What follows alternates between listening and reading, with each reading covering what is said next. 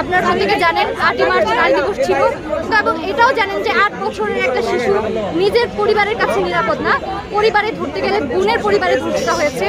আমরা সেই 2016 সালে যদি ফিরে যাই, সেখানে 20শে মার্চ, সেই মার্চ বারবার ফিরে আসে, ধর্ষকরা বারবার ফিরে আসে বিভিন্ন রূপে, কিন্তু ধর্ষকদের শাস্তি হয় না। আমরা চাই ধর্ষকদের সর্বোচ্চ শাস্তি হোক এবং সেটা প্রকাশ্যে, এবং কোনো অ্যাডভোকেট যদি ধর্ষকের পক্ষে লড়ে সে নিজেও ধর্ষক। যদি কোনো প্রশাসন ধর্ষকের পক্ষে রায় বারবার পরিবর্তন করতে থাকে, সেই প্রশাসনও ধর্ষক। আমরা এবার এটার সুষ্ঠু বিচার চাই। আমরা বারবার মাঠে নামতে পারবো না। আমরা তরুণ মতো সেই 2016 সালে আমরা জাস্টিস চেয়েছিলাম, আমরা কি 9 বছর আদৌ জাস্টিস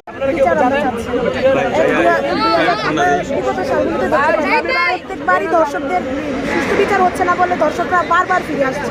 2016 সালে আমাদের কুমিল্লার তনু হত্যা বিচার হয়নি, সুষ্ঠু বিচার হয়নি বলে বারবারই দর্শকদের পুনরাবৃত্তি হচ্ছে, যার কারণে আমরা মেয়েরা কোথাও নিরাপদ না।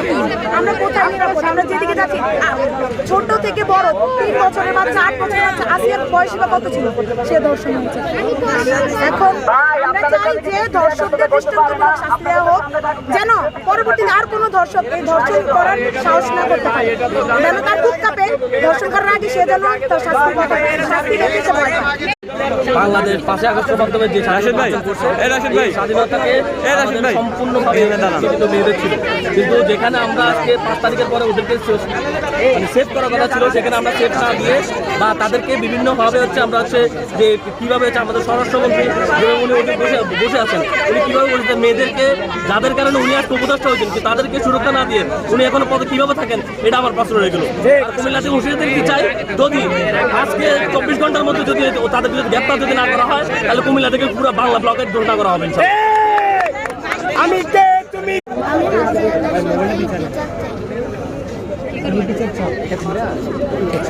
বলো বলো যে আমি বিচার চাই। কর্মসূচি দেরি করে না ভাই।